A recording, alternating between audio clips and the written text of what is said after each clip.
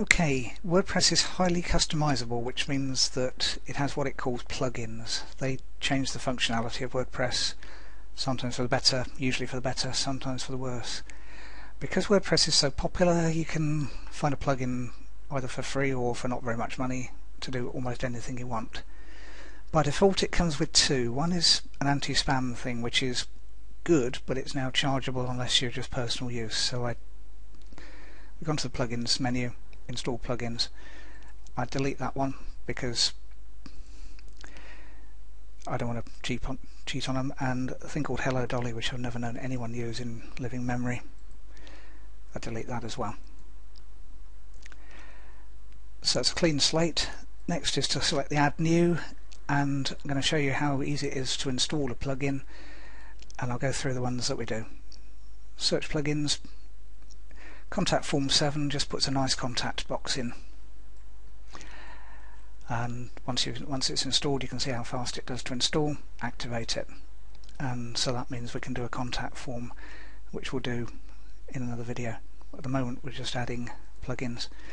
Next one, I'm going through in pretty much alphabetical order. Exclude pages from navigation, or exclude pages. What that does, literally does exactly what it says. Sometimes there's things that you don't want in the main menu bar and the pages. Typically it's things like a privacy page which you want, but you don't want to be in the main menu because it's something that just needs to be there. So exclude pages just gives a tick box on the pages thing on WordPress that says, do I want it there? And you tick if you don't. So that's easy. I'm quite an old-fashioned one on stats. I'm going to use Jetpack Lite, which is WordPress's own stats package. Needs a little bit of activation on it. That particular one is activated. Normally you'd have to go in and just log into your WordPress site, but because that particular domain's already on WordPress, it knows, and that will just give you, not this minute, but it'll give you extra stats.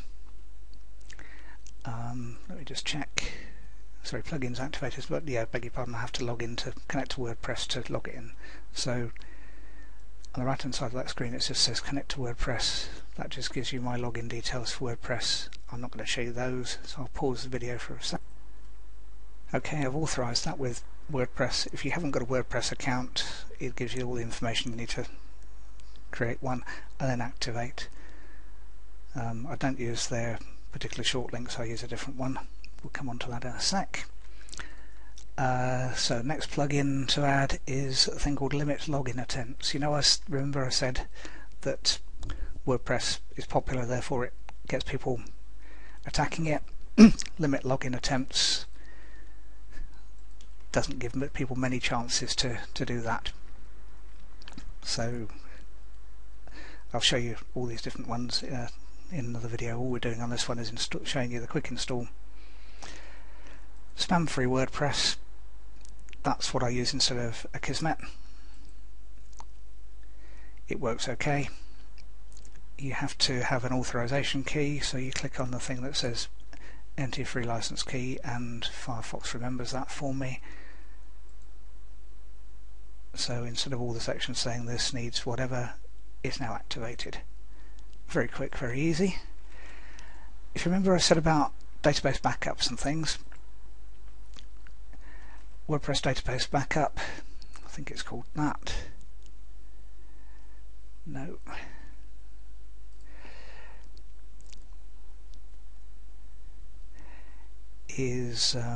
Let me find the right one. Okay, got it.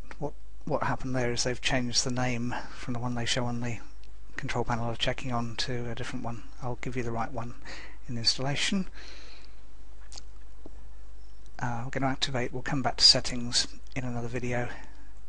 It's just easier to activate as you go. You can bulk action, but I just find it easier.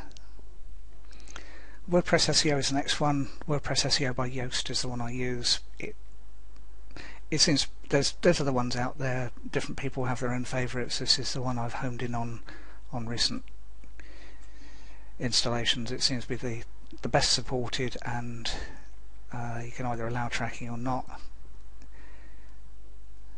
and that's not happy about something, so fair enough, not worried about that particularly. Huge SEO, I'm blocking access to robots. Yeah, that's because it's a demo site and I got rid of the tour. 2 more to go. You remember I said I didn't use the default WordPress shortener, I used WP Shorties. It gives me some quite nice information. And one final one that I use is yet another related post plugin. What that does, that'll give you links at the end of each post to similar posts. It's quite good at working out what's what, and it just gives people a chance to browse around you. Where we've noticed I'm clicking all the signs that say I'd like to read more, because generally I don't really care. So that's the plugins installed.